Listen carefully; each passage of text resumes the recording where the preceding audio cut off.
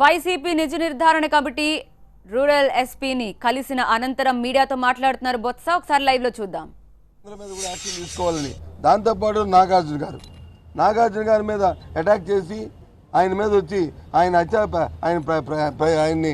చేసి ఆయన హత్యా ప్రయత్నం ఆయన మీద చేయడానికి ప్రయత్నం చేసి ఆయన కారు మీద ఎక్కి ఆయన కారు మీద రాళ్లతో కొట్టి చేస్తున్న వీడియోస్ ఉన్నప్పటికీ కూడా ఇవాటి కూడా ఏ ఒక్కరిని కూడా వాళ్ళు కూడా అరెస్ట్ చేయడం అనేది చాలా దురదృష్టకరం. ఇది ఇంకా తెలుగుదేశం ప్రభుత్వం అధికారం ఉంది, చంద్రబాబు నాయుడు అధికారం ఉన్నట్టు మీరు ప్రవర్తన చేస్తున్నారు. ఇందాలు 5 సంవత్సరాలు అప్రజాస్వామ్యం జరిగింది, చట్టాన్ని చేతిలో తీసుకున్నారు, లా అండ్ ఆర్డర్ లేకుండా చేశారు ఈ రాష్ట్రంలో. ఇంకా ఇది కంటిన్యూ చేయడం ఇది కరెక్ట్ కాదు. దీని మీద వెంటనే చర్య తీసుకోవాలని చెప్పి డిమాండ్ చేయడం జరిగింది. ఇంకా 3 గురజాలలో కూడా మా అభ్యర్థి మహేష్ మీద దాడి జరిగింది. దాన్ని వచ్చి అంటున్నారు వాళ్ళ మీద కత్తులు లేవు, కర్రలు లేవు, ఇవి లేవు అని అంటున్నారు. మరి ఏ కత్తులు కర్రలు మరి ఇక్కడ శివప్రసాద్ ఉన్నాయని మేము అడగడం జరిగింది. కాబట్టి ఇలాంటి తారతమ్యాలు లేకుండా చేయాలని చెప్పేసి మనం డిమాండ్ చేశాము. వెంటనే సరే మరి జిల్లాలో ఇక్కడ నుంచి శాంతి భద్రత పరిరక్షణ బాధ్యత మీది. మీరు చేస్తారా, మమ్మల్ని చేయమంటారా?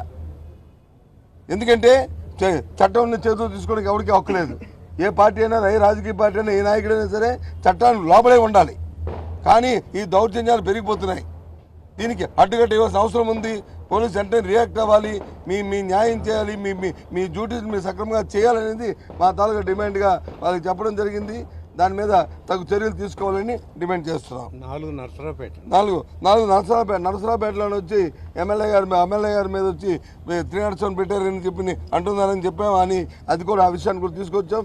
లేదండి ఎస్పీ గారు వచ్చి లేదండి అలాంటిది ఏం జరగలేదని చెప్పారు. ఓకే, దాని వరకు ఆ విషయం జరిగింది.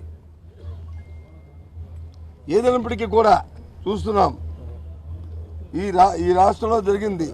శివప్రసాద్ అనే వ్యక్తి ఎవరైతే ఉన్నారో ఈ రాష్ట్రంలో స్పీకర్ అని చెప్పుకోవడానికి ఆ పదవి ఔన్నత్యానికి చాలా సిగ్గుచేటు, చాలా దురదృష్టకరం. అటువంటి వ్యక్తిని అది చూస్తుంటే నాకు అనిపించింది, అసలు 23 ఎమ్మెల్యేలు వచ్చి సంతలో పసులా కొని వాళ్ళతో ఒక నోటీస్ ఇవ్వలేని వ్యక్తి, ఎంతసేపు కూడా తుత్తులుగా ఉన్న వ్యక్తి ఇవాళ వచ్చి తగుదామాలంటూ మళ్ళీ వచ్చి ప్రజల దగ్గరికి వచ్చి అంటే ప్రజలు ఏ రకంగా బుద్ధి చెప్పారో ఎంత గౌరవించుకోవాలంటే ఇవాళ తెలుస్తుంది అతనికి. ఇంకా బుద్ధి తెచ్చుకొని ఇంకా ఆలోచన మార్చుకోవాలని పక్షంలో ఇంకా భగవంతుడు కూడా ఆయన రక్షిస్తాడు. ఇంకా ఎందుకంటే ఆయన తాలూకు పరిస్థితులు చూస్తుంటే ఎంత చేతకాలం ప్రజలు చూసాం మనం ఆ టీవీలో అన్నింటిలో కూడా వెళ్ళి. ఎందుకో ఇన్ని సంవత్సరాలు రాజకీయ జీవితంలో ఉండి వెళ్ళి బూత్ని క్యాప్చర్ చేసుకోవాలనుకుని దేనికోసం?